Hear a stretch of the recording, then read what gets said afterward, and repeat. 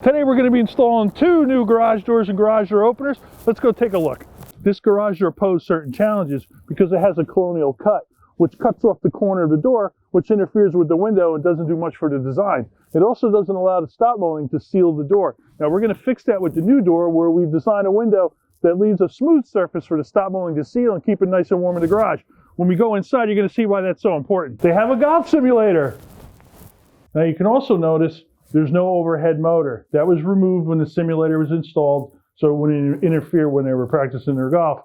So what we're going to do is we're going to install a wall-mounted operator, and then we're going to go ahead and raise the tracks to also increase the amount of room they have for their simulator. And because of that, we're going to have to extend the goalpost so we have an attachment point for the taller track. We're back at the home of our Fimble install, and as you can see, it's all done. With the insulated door and the airtight weather seal, it's warm and comfortable in this garage now. We also installed a wall-mounted operator so they could use the door automatically but not take up any of the overhead ceiling space. We raised the track 8 inches, and to accomplish that, we extended the goalpost to the ceiling. We also installed a torsion spring system, which is necessary with a wall-mounted operator.